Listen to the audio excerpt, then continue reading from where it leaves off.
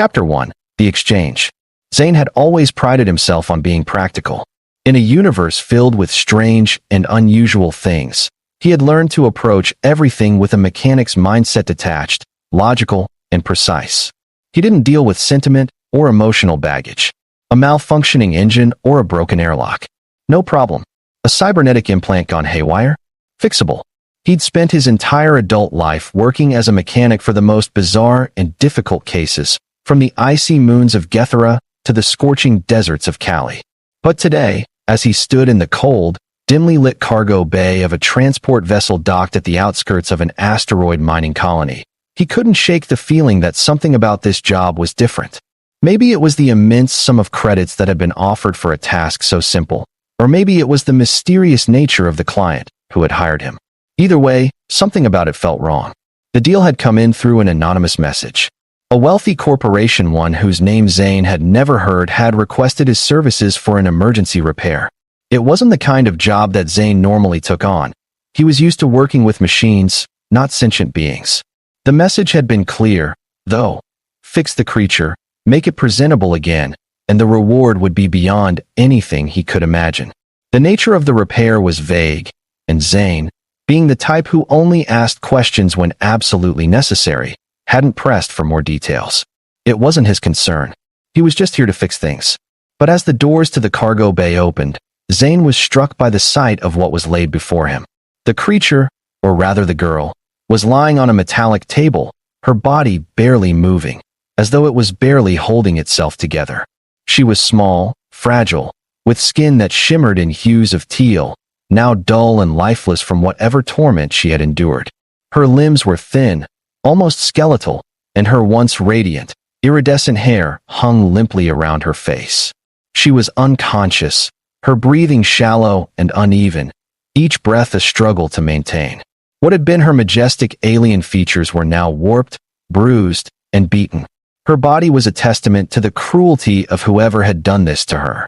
Zane's gut tightened at the sight, but he quickly pushed the emotion aside.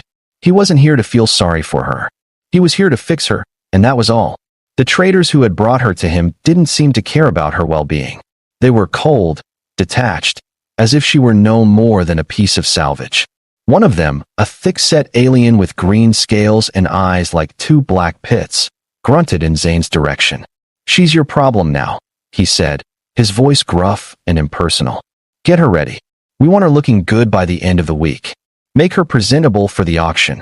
Zane stared at the girl once more, his heart skipping a beat. He didn't need to ask questions to know what this was. She was being sold, like a rare exotic pet, to the highest bidder. Whoever bought her would be parading her around as a trophy, a living curiosity, a thing to be admired and admired alone. It was sickening, but there was nothing he could do about it. The credits they had offered him would set him up for months, maybe even years. He had bills to pay, a future to secure. He couldn't afford to back out now. The alien with the scales turned and began to walk out of the cargo bay, but stopped just short of the exit. "She's broken," he said, not even turning to face Zane. "I don't care how you do it, but she needs to be fixed. This is your only job, mechanic." Zane nodded, watching them leave, the doors sliding shut behind them with a faint hiss. The silence in the bay was deafening. For a moment, Zane just stood there, staring down at the broken alien girl before him. He didn't know what to make of it. Part of him wanted to just turn around and walk away, but the other part, the part that had built his career on fixing things, knew that this was his task, and he couldn't walk away from it. The credits, the job, it all loomed over him like an inevitable weight. He walked over to her, his boots clicking softly against the metal floor. He took a deep breath before placing a hand gently on her arm. It was cold, unnervingly cold. As his fingers made contact with her skin, he could feel the faint pulse of life still present, but it was weak, barely there. The damage to her body wasn't just superficial. It was as though her very essence had been drained away, sapped by whatever had been done to her. It would take more than just repairing her broken bones and torn skin. He realized, in that moment, that if she was going to survive, if she was going to heal, he would have to do more than just mechanical repairs. He would have to do something no one had ever asked of him before. He would have to save her. Zane spent the next few hours carefully examining her, noting the extent of the damage. Her limbs were broken in several places, and her torso had deep gashes, some of which seemed to have been inflicted by something sharp, perhaps even a blade. There were signs of infection in a few places, the flesh around the wounds already beginning to darken. She was in a bad state, worse than anything he had seen before. Her body was clearly rejecting her own life force, and if he didn't act quickly, she would die. He set to work immediately, gathering the tools and materials he had in his repair kit. Most of the things he had on hand were meant for machinery, not living beings. But Zane was resourceful, and he had worked with alien physiology before. Using the spare medtech units he had picked up on past jobs, Zane began to treat the girl's wounds, carefully applying a regenerative gel to her most critical injuries. He had no idea if it would work. He had no idea if she would even wake up. But he wasn't about to leave her to die, not on his watch. The hours stretched on as he worked, each minute passing like an eternity. He applied more gel, used advanced nanotech to reconstruct the bones in her arms and legs, and injected a synthetic blood substitute to stabilize her vitals. Still, there was something else, something deeper that needed to be fixed. He could feel that this was more than just physical damage. The girl's spirit, her soul, was fractured. Zane had seen it before, in those who had been pushed too far, broken beyond repair. But there was something in her eyes when she opened them. If she ever did, that would tell him whether she could be saved. The thought of just fixing her body and walking away gnawed at Zane. He had no personal stake in her life. She wasn't his problem, wasn't his responsibility. She was a tool, a broken thing that needed fixing so someone else could profit from it. But as he worked, his mind began to wander. Was it right to simply hand her back to those traders when she was fixed, to let them sell her to the highest bidder? Was it right to fix her just to make her someone's trophy? Zane didn't have the answers, and in the end, it didn't matter. He wasn't here to play hero. He was here to fix things, and that's what he intended to do. Just as the last of the nanotech injections were finished, the girl's chest rose in a deep, shaky breath. Zane paused, his heart skipping in his chest. It wasn't much, but it was something. The girl was alive. And though Zane didn't know it yet, everything was about to change. The mechanical hum of the ship's engine resonated throughout the cargo bay, a constant reminder of how time was slipping away. Zane's fingers, stained with alien blood and bits of synthetic tissue, worked tirelessly as he adjusted the delicate circuits woven into her spinal cord. Her body had responded to the nanotech injections, though faintly. The artificial blood had stabilized her, but her wounds ran much deeper than physical damage. The thing that bothered him the most was her lack of movement, her lack of a will to live. He had repaired broken limbs before, patched up machines that had been more broken than this girl, but nothing prepared him for the subtle despair in her stillness. Even after her chest had risen with that shallow breath, she remained silent, her face frozen in a mask of pain. It wasn't until the early hours of the following morning that the girl stirred again, her lips twitching, a soft, muffled groan escaping her throat. Zane didn't dare move. He knew she would need time to regain consciousness, time to process the pain and the unfamiliarity of her surroundings. The dim light of the cargo bay flickered softly, casting shadows on her delicate features. Zane sat back, watching her, feeling an odd mixture of relief and curiosity. He had done everything he could, using every bit of his skill and intuition to give her the chance to survive. But the true test would come now. It was then that she finally opened her eyes, though the movement was sluggish and her gaze unfocused. Zane held his breath. The vibrant iridescence of her eyes, the same striking teal color as her skin, was faint, almost like a dimly lit star. She blinked, once, twice, and then focused on him. There was something in those eyes that made his pulse race, something raw and vulnerable. Her voice was faint, like the fragile whisper of wind through dead leaves. "Who are you?" she asked, her voice hoarse, as though the very act of speaking drained her. Zane hesitated for a moment, unsure of how to answer. He wasn't a hero. He wasn't some noble knight in shining armor. But something in that broken question struck a chord in him, one he hadn't felt in years. He had always been a loner, keeping to himself, focused only on fixing things, machines, objects, broken parts. But this girl wasn't a machine, and she wasn't an object. She was a life, fragile and dependent on him. "Zane," he finally said, his voice steady, though his hands trembled ever so slightly as he reached for a medical scanner. I'm here to fix you. Just take it easy. She blinked again, as if processing his words. Her head seemed to weigh too much for her neck, her body clearly not used to such simple movements. She trailed off, a soft breath escaping her lips. They gave me to you, as entertainment. Zane winced at her words. His fingers hovered over her injured side, his mind racing. You're safe now, he said softly, even though he knew there was no guarantee of that. He wasn't sure what kind of future lay ahead for her, if she could even have a future after everything she'd been through. But for now, for this moment, he could offer her something that no one else had: hope. Her eyes locked on his. I don't want to be a thing, she whispered. The words hit him like a punch to the gut, and for the first time since he'd accepted the job, Zane felt something stir inside him, a deep, uncomfortable sense of guilt, but also a strange kind of empathy. He nodded, though he didn't quite know what to say. You're not, Zane murmured, though even he wasn't entirely sure if he believed it. Chapter 2. The Healing. The following days passed in a blur of sterile medical tools and makeshift repairs. Zane worked tirelessly, knowing that the girl's recovery was far from guaranteed. Her injuries were severe, not just physically but mentally, and no amount of medical technology could fix that. She was damaged in ways that Zane couldn't fully comprehend, and yet, every time he looked at her, every time she weakly met his gaze, he felt an unspoken plea for something he couldn't offer: freedom, peace, a life not defined by her brokenness. He had expected her to be cold, distant, a prisoner of the system, resigned to whatever fate awaited her. But instead, she had shown something entirely different, a flicker of curiosity, of wanting to understand the world around her. Perhaps it was the lingering warmth in her eyes, or maybe it was the way she would occasionally catch him watching her, her gaze piercing as if she were studying him just as much as he studied her. Zane didn't know what to make of it, but every time he tried to distance himself, to remind himself that she wasn't his responsibility, he felt a pull-in, inexplicable bond. Her recovery was slow, and Zane found himself spending more and more time in the ship's makeshift medical bay, monitoring her progress, adjusting the treatments, and learning as much as he could about her alien physiology. The nanotech injections had done their job in stabilizing her, but there was still a lot to be done.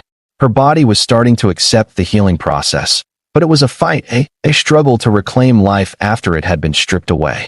One day, as he adjusted one of the med scanners, she spoke again, her voice stronger this time, though still raspy. Why are you doing this? Her question hung in the air like a weight. Zane paused, his hand hovering over the controls. The truth was, he didn't know. He had taken the job for the money, sure, but there was something else now. It was more than just mechanical work. He wasn't fixing her because he was paid to, he was fixing her because he couldn't stand the thought of her being left to rot, to become another soulless trophy for some rich collector. He wasn't a savior. He wasn't a hero. But at that moment, Zane realized he was willing to do whatever it took to ensure she had a chance to live, to be more than just an object.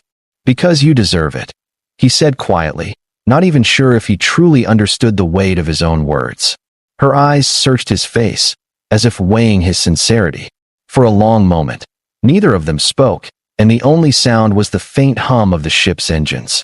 Then, in a voice barely above a whisper, she replied, "Thank you." Zane didn't know what the future held for them. He didn't know if she would ever fully recover, or if the people who had sold her would come back for her once she was healed. But for now, all he could do was offer her this, the chance to heal, and in doing so, to give her the opportunity to choose her own future. As the days passed, Zane began to notice subtle improvements in her condition. Her once lifeless eyes were gradually regaining their vibrancy, though still faint, as if the stars in her gaze had been dimmed by the weight of her past. Her body, once frail and unresponsive, began to show signs of strength. Each small movement, every breath that didn't seem like a struggle, was a victory. Zane knew, though, that she was still far from whole.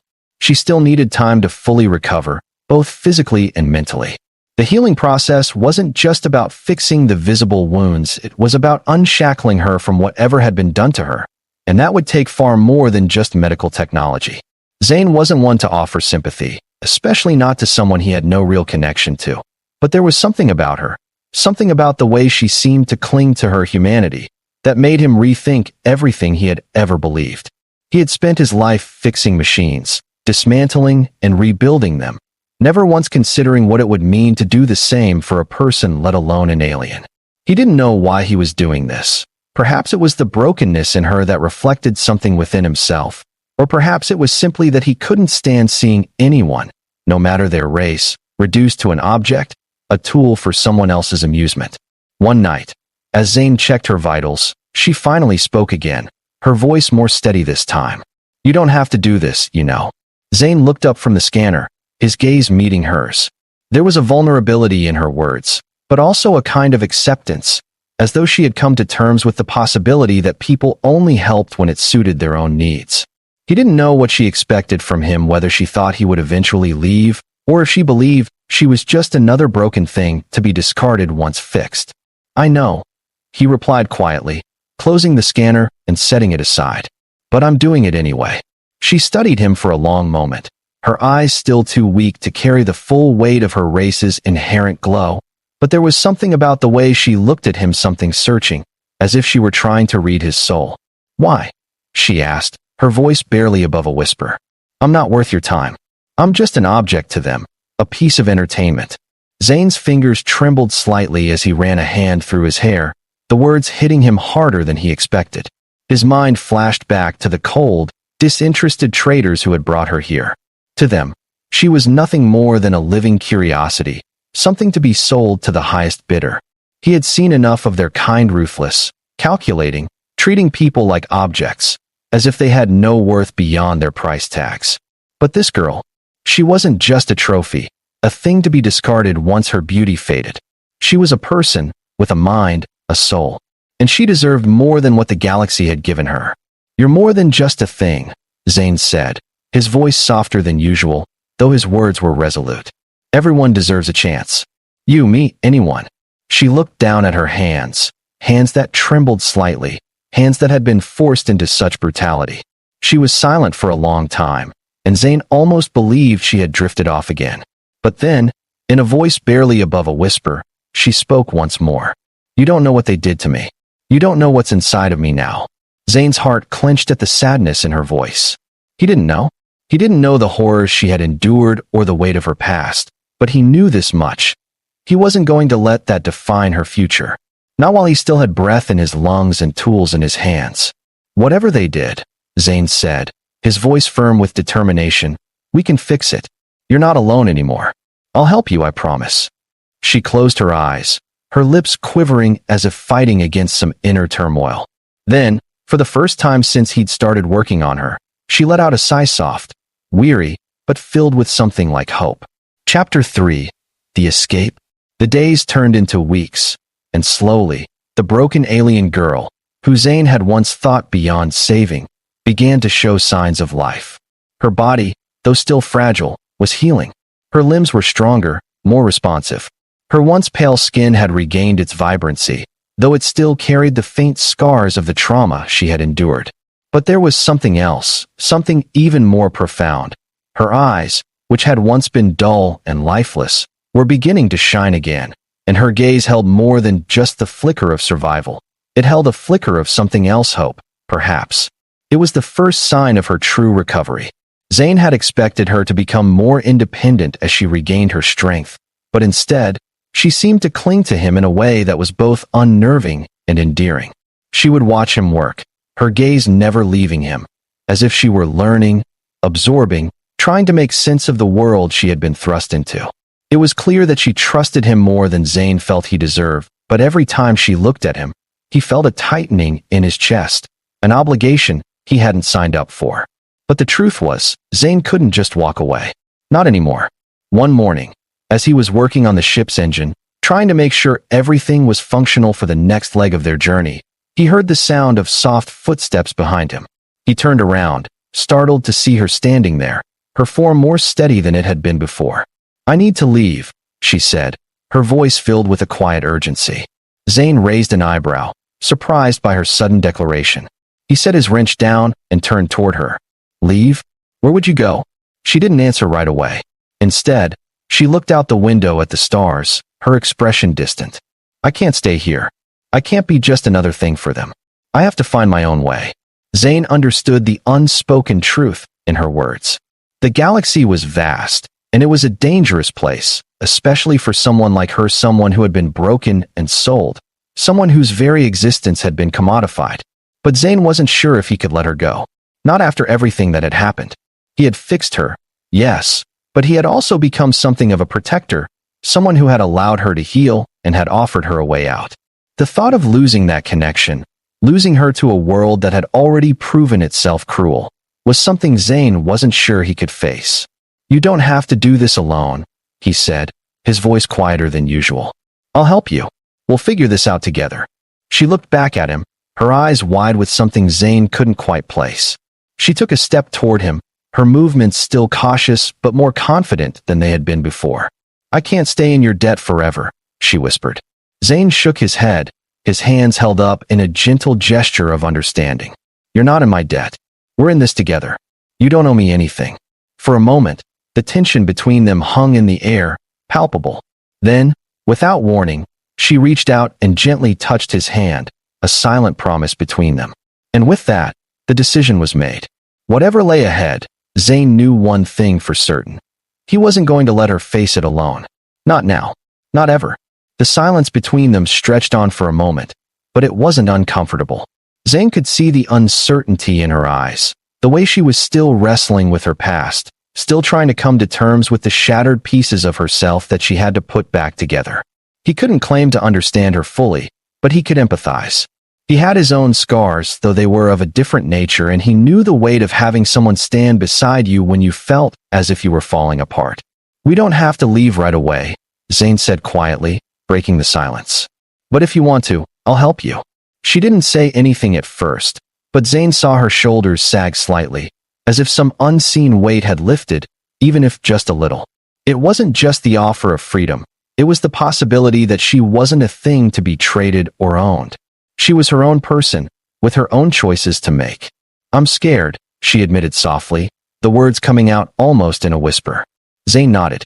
"I get that, but we don't have to face it alone." He didn't realize it at first, but his words held more than just the promise of protection.